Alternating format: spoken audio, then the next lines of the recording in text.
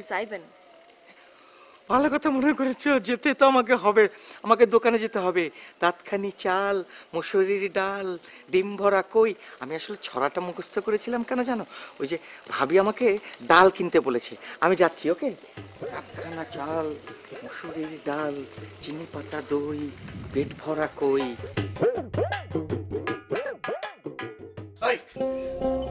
Uganda যাইছে, আমার খবর দিবি না? কেমনে করে খবর দিব? হ্যাঁ, সেই উপায় তো ছিল না। সেটা তো বুঝতে পারছি, সেই জন্যই তো আমি দূরে সরে রেখেছি।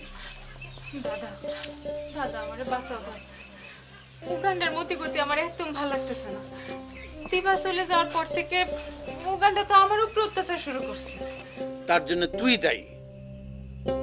তুই যদি চেয়ারম্যানের কাছে ওর বিরুদ্ধে নালিশ না করতিস, তাহলে উগান্ডা তোরে উৎপাত করতো না। দেখে দিবার খোঁজ পাইছিস? না, এখনো পাই নাই। মোবাইল তো বন্ধ পাইতেছি। চেষ্টা চালায় যা। ঠিক আছে আসি। দাদা। আবার কি? দাদা, আমারে কিছু টাকা দিতে পারবা? টাকা দিয়ে কি করবি? একটু দরকার আছে। আচ্ছা ঠিক আছে, নিয়ে আসনি। দাদা, এখনই যদি একটু দিত। কি করবি সেটা আমার কবি তো।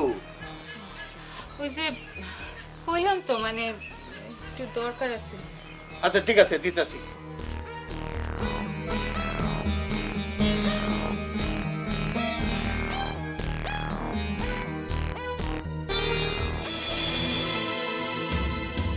ঝরু তালুকদার, তোর এত বড় সাহস আমার নামে বিচার দেস? এবার আমি খাইছি। তুই বলে আসবি না? আসমকা এসে হাজির হলি। তুই এত বড় একটা পালন এমন করে চিল্লান দিবি, এটাও তো বুঝি নাই। আরে না, এত করে কইলাম বাবির কাছে চল, গেলি না আমার লগে। কি হয়েছে জানিস? না। ঝরু তালুকদারের বাচ্চা বসের কাছে আমার নামে বিচার দিছে। বস কি? আরে মন্টুর ভাবিরে গরম দেখাইছিল না? হ্যাঁ। এর জন্যই তো ঝরু তালুকদার আমি পিস্তল বের করে থ্রেট দিছিলাম। এই কথা যে বসরে বলে দিছে, বস আমার উপরে গরম হয়ে একেবারে একাকার অবস্থা। ও, এখন একদম পরিষ্কার বোঝা যাইতাছে যে চেয়ারম্যান সাহেব তালুকদারকে পক্ষ নিয়ে কাজ করতেছে। আর এই একই কারণে কিন্তু না, সাত্তার ভাই মন্টুর নিয়ে দুশ্চিন্তা করতেছে। আরে না, বস হচ্ছে ইলেকশন করা মানুষ, ভোটের চিন্তা সবসময় মাথায় রাখে। মনে কর যে মন্ডল বংশের লোকজনদেরও হাতে রাখবে, তালুকদার বংশের লোকজনদেরও হাতে রাখবে, সে কারো বিরুদ্ধে যাবে না। আরে এই জন্য তো যে ঝরু তালুকদারের থ্রেট দিছে না, বস রাইগে এমাইগে মনে করে যে আগুনে বসে আছে। তুমিও বাবা কেন যায় তারা থ্রেটটা দিতে গেলা ভাই? আরে উত্তেজনা, মানে ঝরু তালুকদার এমন কাজ করছে, এমন উত্তেজনা সৃষ্টি করছে, মনে করে যে মাথা মতো গরম হয়ে গেছে, পিস্তল বের করে থ্রেট দিয়ে দিছে। এইটাই তোর দোষ। এর লিগাই কই মাথাটা একটু ঠান্ডা রাখ, তা তো পারস না বেটা। এইবার মাথা ঠান্ডা করে প্রতিশোধ নেব, এমন প্রতিশোধ নেব দেখ শুধু। ওই যে আবার শুরু হয়ে গেল তোর গাউরামি। আরে এইবার ঝরু তালুকদার রে সামনাসামনি কিচ্ছু করবো না, যা করবো আড়ালে বসে করবো। এইবার এমন শিক্ষা দেবো ও টের পাবে বেটা। হ্যাঁ, একদম তাই করিস। আরে বাবা, খেলবি হলো পেছন থেকে, সামনে যাবি কে?